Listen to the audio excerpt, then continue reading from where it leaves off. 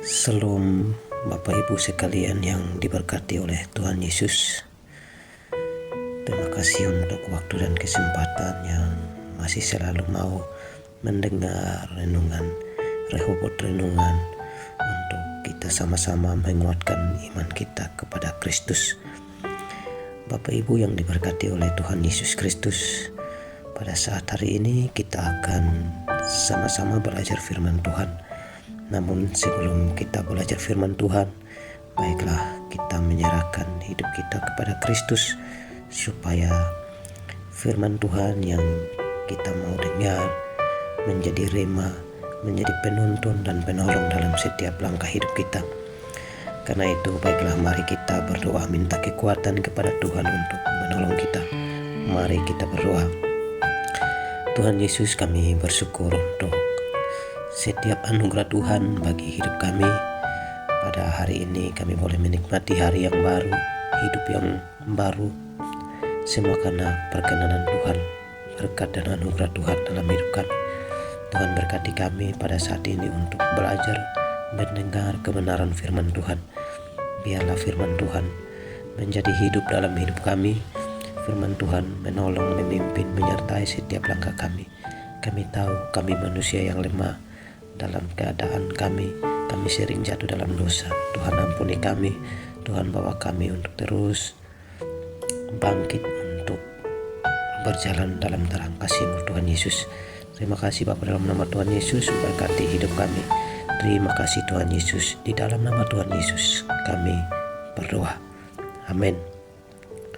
Baik Bapak Ibu saudara-saudara sekalian, pada saat hari ini kita akan belajar firman Tuhan yang terambil dalam kitab Injil Yohanes pasal 1 ayat 1 sampai 18. Injil Yohanes 1 ayat 1 sampai 18.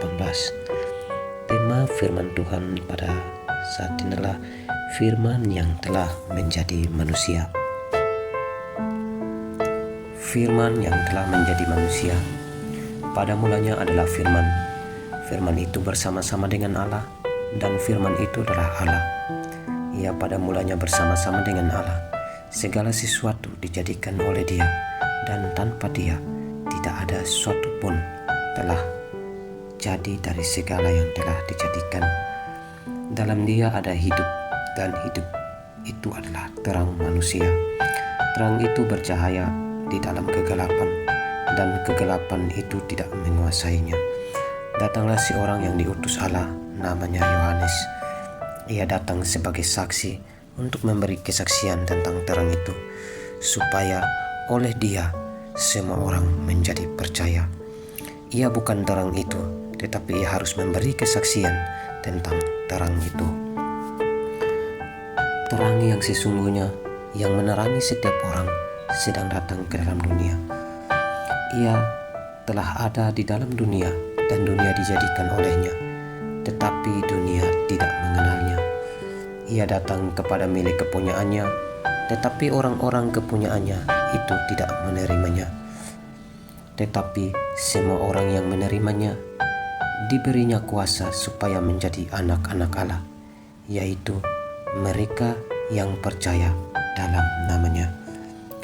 Orang-orang yang diperanakan bukan dari darah atau dari daging, bukan pula secara jasmani oleh keinginan seorang laki-laki, melainkan dari Allah. Firman itu telah menjadi manusia dan diam di antara kita, dan kita telah melihat kemuliaannya, yaitu kemuliaan yang diberikan kepadanya sebagai anak tunggal Bapa, penuh kasih karunia dan kebenaran. Yohanes memberi kesaksian tentang Dia dan berseru katanya, "Inilah Dia yang kumaksud ketika aku berkata, kemudian daripadaku akan datang Dia yang mendahului aku, sebab Dia telah ada sebelum aku." Karena dari kepenuhannya kita semua telah menerima kasih karunia demi kasih karunia. Sebab hukum Taurat diberikan oleh Musa, tetapi kasih karunia dan kebenaran datang oleh Yesus Kristus. Tidak seorang pun yang pernah melihat Allah, tetapi anak tunggal Allah yang ada di pangkuan Bapa, Dialah yang menyatakannya. Amin. Bapak Ibu saudara-saudara sekalian, untuk pembacaan firman Tuhan. Baik Bapak Ibu saudara-saudara sekalian, apa yang Bapak Ibu dapatkan dari pembacaan firman Tuhan ini? Saya percaya ada banyak sekali berkat Tuhan yang Bapak Ibu dapatkan dan menguatkan setiap iman kita semua. Firman itu adalah Allah seperti yang dikatakan di dalam Yohanes 1 ayat 1, pada mulanya adalah firman. Firman itu bersama-sama dengan Allah dan firman itu adalah Allah. Jadi kita mau menyimpulkan bahwa firman yang kita ketahui yang telah menjadi manusia itu adalah Allah itu sendiri yang turun berinkarnasi ke dalam dunia, mengambil rupa sama dengan manusia untuk menjadi teladan sekaligus penebusan dosa bagi hidup manusia. Nah, Bapak Ibu saudara-saudara sekalian, dengan firman Allah segala sesuatu dijadikan. Seperti kita tahu bahwa kita hidup, segala alam semesta itu dijadikan oleh firman Allah. Memang kita tahu bahwa kita perlu belajar tentang siapa Allah dan di dalam diri Allah ada apa saja. Nah, pada saat hari ini saya mau membagikan seperti apa Allah yang kita percayai. Allah adalah salah satu pribadi yang menjadikan alam semesta ini, dan di dalam Allah berdiam firman Allah dan roh Allah. Artinya kita tahu bahwa manusia, ketika kita belajar tentang penciptaan Adam dan Hawa, manusia dijadikan serupa dan segambar dengan Allah itu sendiri. Kita adalah citra Allah, kita adalah gambaran Allah, sehingga kita tahu dalam diri manusia juga memiliki roh, dalam diri manusia juga memiliki perkataan. Begitulah Allah menciptakan manusia, karena di dalam diri Allah terdapat perkataan atau firman Allah yang penuh kuasa, yang penuh dengan keajaiban. Walaupun Allah menciptakan manusia dengan memiliki perkataan, namun perkataan manusia hanya sedikit kuasanya untuk menjadikan segala sesuatu itu terjadi. Manusia memang diberi kuasa dalam dirinya, yaitu ketika kita berkata-kata itulah doa, sehingga ketika perkataan kita keluar dalam diri kita itu bisa saja terjadi, dan apa yang kita percayai itulah yang akan terjadi. Demikian kata Tuhan Yesus. Nah, tapi berbeda dengan perkataan Tuhan. Perkataan Tuhan penuh dengan kuasa, mujizat, dan apa saja yang Tuhan kehendaki dengan perkataannya semua terjadi. Nah, di dalam diri Tuhan juga memiliki roh. Pada saat hari ini kita mau belajar bahwa dengan firman segala sesuatu jadi, tapi dengan roh segala sesuatu hidup. Jadi jika hidup tanpa roh, maka segala sesuatu itu akan disebut mati. Roh menghidupkan dan firman menjadikan. Itulah yang kita mau mengenal Tuhan yang sejati. Di dalam diri Tuhan memiliki firman dan roh, sehingga mengapa kita bisa hidup sampai saat ini? Karena di dalam diri kita terdapat roh yang menghidupkan. Tuhan menjadikan manusia Adam. Tuhan meniupkan roh Tuhan ke dalam diri Adam dan memberikan kehidupan bagi Adam. Dan kita tahu bahwa segala sesuatu yang hidup di dunia ini itu memiliki roh dan jiwa yang Tuhan sudah berikan. Namun berbeda dengan firman Tuhan pada saat hari ini, bahwa roh Allah sendiri, firman Allah sendiri yang telah turun menjadi manusia. Untuk apa tujuan roh dan firman itu turun berinkarnasi jadi manusia? Ya, sudah tentu kita mau belajar bahwa tujuannya untuk penyelamatan dosa-dosa kita. Apakah Bapak Ibu percaya bahwa dengan kebaikan-kebaikan Bapak Ibu bisa masuk ke dalam kerajaan surga? Tentu tidak. Orang baik banyak, orang yang melakukan kebaikan di mana-mana banyak, tapi bukan kebaikan yang menjadi prioritas hidup kita untuk kita selamat. Karena memang dasarnya Tuhan menciptakan manusia untuk suatu kebaikan, namun karena dosa manusia menjadi rusak. Oleh sebab itu sebaik-baiknya manusia sudah pasti kita memiliki dosa. Sama seperti Adam yang diciptakan Tuhan di Taman Eden. Ketika Tuhan menciptakan Adam dan Hawa di Taman Eden, mereka adalah manusia tanpa dosa. Tapi kapan mereka mulai melakukan dosa? Ya tentu ketika mereka pada saat memakan buah pengetahuan yang baik dan yang jahat. Dan di situ kita bisa menyimpulkan ada berapakah banyaknya dosa yang dilakukan oleh Adam. Dan firman Tuhan di dalam kitab suci mencatat bahwa dosa yang Adam lakukan adalah hanya memakan buah pengetahuan yang baik dan yang jahat. Dan di situ dia dinyatakan berdosa dan diusir dari Taman Firdaus atau Taman Eden. Nah, bagaimana dengan Bapak, Ibu, dan saya yang di dunia ini kita dari kecil sudah melakukan dosa? Apakah kita layak dengan banyak dosa kita masuk ke Taman Firdaus atau surga itu sendiri? Karena Adam yang tanpa dosa ketika melakukan satu pelanggaran dia harus diusir. Bagaimana dengan saya dan Bapak, Ibu yang banyak sekali dosa? Kita tidak mungkin dan tidak layak masuk surga. Ibarat kata Yesaya, kita adalah kain kotor yang dimana hanya Tuhanlah yang berani mengambil keputusan untuk walaupun itu kotor, namun Tuhan mau mencuci, Tuhan mau membuat dia kembali bersih. Dan itulah yang Tuhan kerjakan. Seperti dimana kita telah banyak berbuat dosa, namun Tuhanlah yang mau menolong kita walaupun kita berdosa. Sama seperti Adam dan Hawa ketika jatuh dalam dosa, mereka diusir, namun Tuhan tidak pernah melepas tangan. Tuhan mengambil satu keputusan yang dimana Tuhan membuktikan kasih dan kebaikan Tuhan bagi Adam dan Hawa.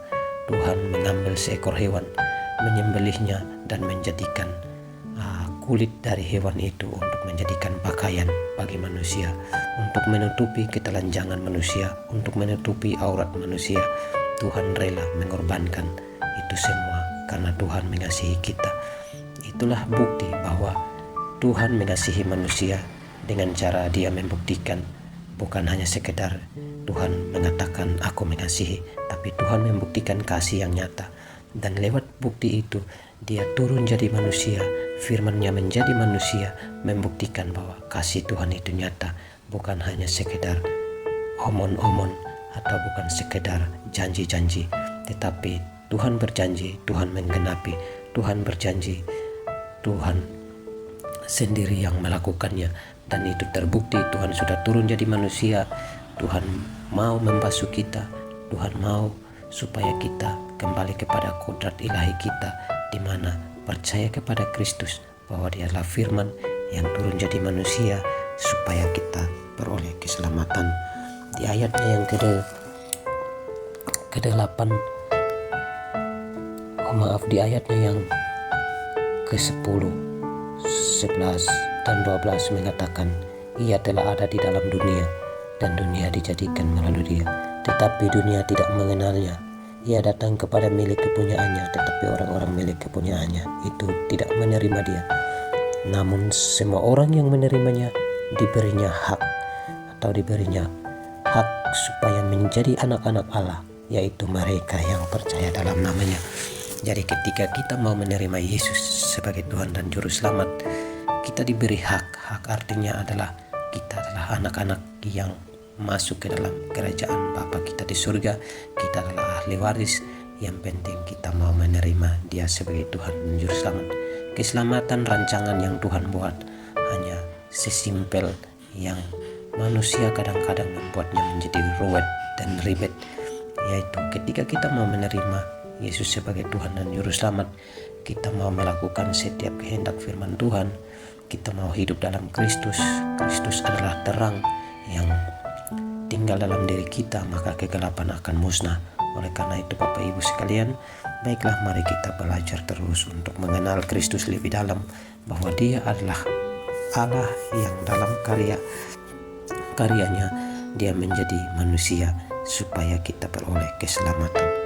Salam Bapak Ibu saudara-saudara sekalian, kiranya firman Tuhan pada saat hari ini memberkati kita semua. Ayat hafalan yang akan kita hafal hari ini di dalam Injil Yohanes 1 ayat 11. Ia datang kepada milik kepunyaannya, tetapi orang-orang kepunyaannya itu tidak menerima Dia.